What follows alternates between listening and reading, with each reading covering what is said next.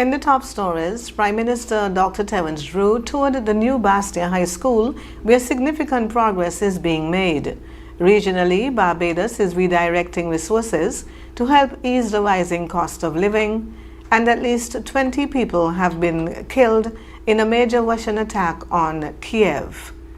Hello and welcome to the ZIZ Midday Major Newscast. Today is Thursday, the 2nd day of July. I am Jasmine Thomas, and we do apologize for the late start in today's major news due to circumstances beyond our control. First, on the local scene. Earlier today, Prime Minister Dr. Terence Drew visited the site of the new Bastia High School to assess the progress of work now underway. Accompanied by project manager Vivake Khan, Dr. Drew toured the site where construction crews continue to work on the new multi-million-dollar school. According to Dr. Drew, it is important for the public to see the significant progress being made on the project. And so I took a walk around with the team led by Vivek. We can see there are many local workers here, of course with other experts as well, and we are pleased of the number of jobs that have been provided for our people. But I have come here today because we are hearing that nothing is happening on the Bastia High School site, and I wanted people to see firsthand the tremendous amount of work that is taking place here. And I know that people are going to be shocked with how much work is going on here on the construction site for the new Bastia High School. And so Prime Minister Drew said the work now taking place demonstrates his Labour administration's commitment to fulfilling its long-standing promise to rebuild the school. Bastia High School is being delivered by a Labour government in just 3.5 years, where significant construction is taking place. We know from before, $21 million spent and not one block was laid. Today, we have more than blocks. We have concrete, we have steel, we have products from the quarry. And so we are very, very proud. And so I will be visiting here and visit again with the minister to ensure that work here continues apace so that we can get the students out of these makeshift wooden buildings and get into a proper school.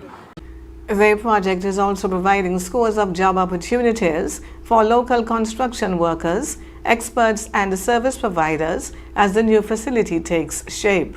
Upon completion, the new Bastia High School will include modern classrooms, science laboratories, technology spaces and other facilities designed to provide a climate-resilient learning environment. And outgoing CARICOM Chairman Prime Minister Dr. Terence Drew has been given responsibility for leading a new regional committee to advance the rights of Rastafarians across the Caribbean. The new role comes as Prime Minister of St. Lucia, Philip Pear, assumed the chairmanship of the Caribbean community today. CARICOM leaders agreed to establish the committee to address the continuing discrimination and marginalization faced by Rastafarians, including barriers to education, employment, and full participation in public life. The initiative will also include a regional consultation, bringing together member states and key stakeholders to develop a coordinated approach to these issues. Representatives from Barbados, Jamaica, St. Vincent and the Grenadines, and Trinidad and Tobago will also serve on the committee. Dr. Drew's new regional responsibility builds on the landmark Rastafari Rights Recognition Act enacted by the Labour administration, making St. Kitts and Nevis the first country in the Caribbean to formally recognize Rastafarianism in law.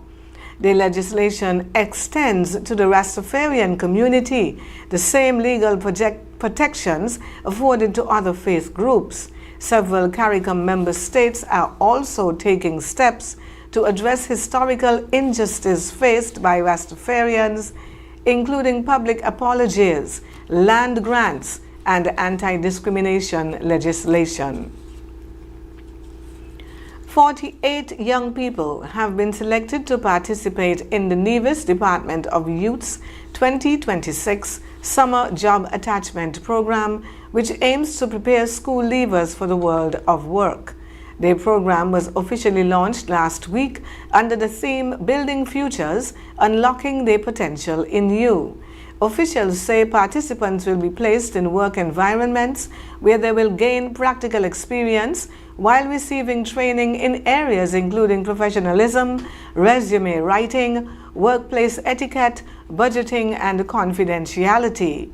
This year's program attracted 68 applications, with 48 students selected following an interview process.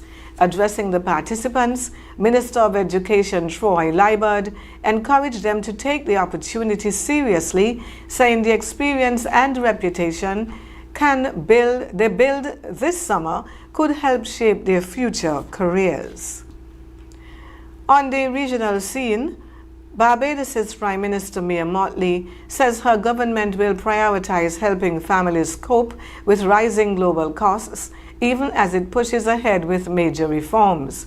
Speaking recently, Mottley announced that celebrations marking Barbados' 60th anniversary of independence and the 5th anniversary of its republic status will be scaled back. She said the decision will allow more resources to be directed towards easing the impact of rising international prices on Barbadian households.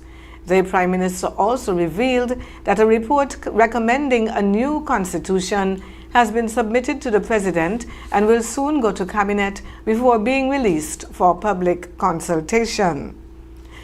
On the cost of living, Mottley said her government has chosen to absorb part of the recent increase in global fuel prices rather than pass the full cost onto the consumers. Still in regional news, Jamaica is introducing a new cybersecurity law designed to strengthen the country's digital defenses and protect critical information infrastructure. The legislation was announced by Minister responsible for Science, Technology and Special Projects, Dr. Andrew Wheatley. Dr. Wheatley said the proposed law will establish a legal framework to protect critical information systems, create a national cybersecurity directorate in law, and introduce minimum cybersecurity standards across key sectors. The bill will also require the reporting of cybersecurity incidents, regulate cybersecurity service providers, and establish enforcement mechanisms to ensure compliance. The minister said the legislation is expected to position Jamaica as a regional leader in cybersecurity law and policy. On the international scene, at least 20 people have been killed after Russia launched an overnight drone and missile barrage on Ukraine's capital, Kiev. The 11-hour assault also left scores of others injured, with thousands of residents taking shelter in subway stations as air raid sirens sounded across the city. Emergency crews spent this morning searching through the rubble of damaged apartment buildings for survivors. Russia said the strikes were carried out in retaliation for recent Ukrainian attacks on Russian oil facilities, which have disrupted fuel supplies. Ukraine has stepped up long-range drone attacks in recent months, targeting Russian oil refineries, supply routes, and military infrastructure as it tries to increase pressure on Moscow. And the Vatican has formally declared the Traditionalist Society of St. Pius X to be in a schism after it defied Pope Leo XIV by consecrating 4 bishops without papal approval. The Holy See also excommunicated the group's bishops and priests, warning that its followers could also face the Church's most severe sanctions. The move follows Wednesday's consecration of 4 new bishops at the group's seminary in Switzerland, despite a direct appeal from Pope Leo to abandon the ceremony. The Society of St. Pius X rejects many of the modern reforms of the Catholic Church and has remained at odds with the Vatican for decades. The Vatican's decision marks a major escalation in its long-running disputes with traditionalist movement. And now we take a look at the weather forecast. Shallow pockets of moisture moving across the area could trigger a few brief showers today, and a tropical wave is then expected to increase the chance of showers late tonight into early tomorrow. Today's forecast calls for partly sunny and slightly hazy conditions with a 40% chance of early morning showers.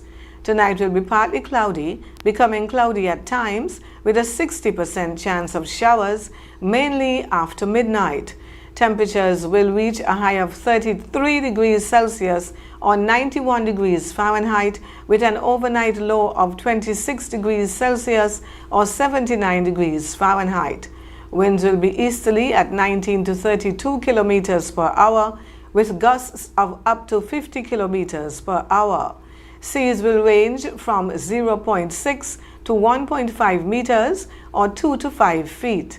Sunset this evening is set to be at approximately 10 minutes before 7, while sunrise tomorrow morning will be at approximately 20 minutes before 6.